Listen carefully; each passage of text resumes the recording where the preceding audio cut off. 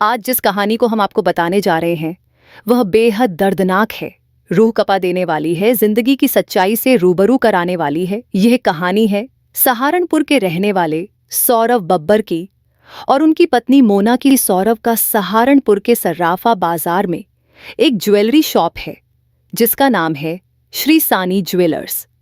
सौरव का यह कारोबार कोई नया नहीं बल्कि बहुत पुराना है। सौरव ने अपने ज्वेलरी शॉप में एक स्कीम चला रखी थी जिसका नाम था हर घर सोना, जिसे लोग किटी कमेटी के नाम से भी जानते हैं। सौरव ने इस किटी कमेटी में लगभग 6 से 7 ग्रुप बना रखे थे और हर ग्रुप में 200 मेंबर ऐड थे। हर मेंबर को 2000 हर महीना जमा करना होता था, लेकिन 20 ही मेंबर को लकी ड्रॉ मिलता था। हर ग्रुप की ड्रॉ की डेट अलग अलग रहती थी। हर मेंबर को एक कार्ड दिया गया था जिसमें हर महीने जमा किए गए रकम की एंट्री की जाती थी और साथ ही हर महीने के लकी ड्रॉ के बारे में भी लिखा जाता था। जिस भी ग्रुप के लकी ड्रॉ की जो डेट होती थी, उस दिन सहारनपुर के घंटाघर के पास के एक होटल में उस ग्रुप के सभी मेंबरों को बुलाया जाता था और वहां पर सभी मेंबर्स के सामने लकी ड्रॉ निकाला जाता था। 10 अगस्त 2004 इस दिन भी लकी ड्रॉ होने वाला था। इस बार जिस ग्रुप का लकी ड्रॉ होने वाला था, उस ग्रुप के सभी मेंबर घंटाघर के पास वाले होटल में आ चुके थे और अब सभी को इंतजार था। तो बस सौरव का जब काफी देर हो जाने के बाद भी सौरव होटल नहीं पहुंचा, तो वहां मौजूद सभी मेंबरों ने कई बार सौरव को फोन किया, लेकिन सौरव की तरफ से कोई जवाब नहीं मिला। सभी लोग काफी हैरान और परेशान हो रहे थे क्योंकि इतने सालों में ऐसा कभी नहीं हुआ, बल्कि सौरव ही इन सबसे पहले लोकेशन पर पहुंच जाता था। काफी इंतजार के बाद सभी वहां से अपने अपने घर चले गए, लेकिन अगले दिन सुबह इन सभी को सौरव के बारे में जो खबर मिली, उसने इन सभी के पैरों तले जमीन खिसका दी।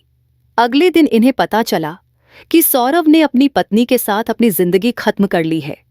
इस खबर के बाद से लगातार दिन हो या रात, हर समय सौरव की दुकान के बाहर सोना लेने वाले लोग खड़े रहते हैं। कोई जाता है तो कोई आता है। हर किसी ने सिर्फ यही उम्मीद लगा रखी है कि शायद कोई यहां पर आएगा जिससे वह अपनी कमटी के बारे में और अपने सोने के बारे में बातचीत कर पाएंगे।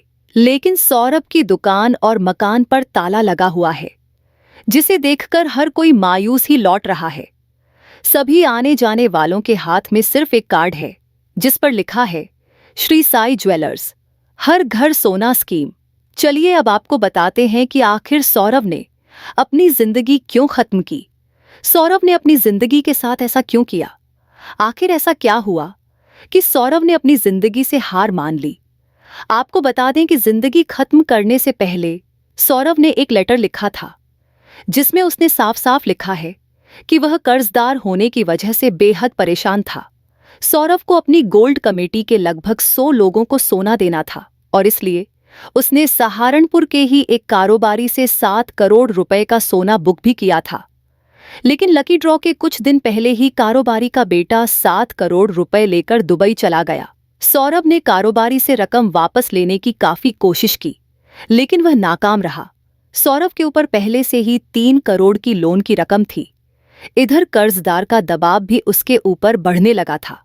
बस इन्हीं सब वजह से सौरभ हार गया और अपने छोटे छोटे बच्चों को उनके नाना नानी के पास छोड़कर सारी प्रॉपर्टी अपने बच्चों के नाम करने के बाद अपनी पत्नी मोना के साथ हरिद्वार चला जाता है और वहां रात के अंधेरे में अपनी पत्नी का हाथ थामकर दोनों गंगा नदी में कूद जाते हैं। फिलहाल पुलिस ने सौरभ की लाश बरामद कर ली है, लेकिन अभी तक सौरभ की पत्नी मोना की लाश नहीं मिल पाई है।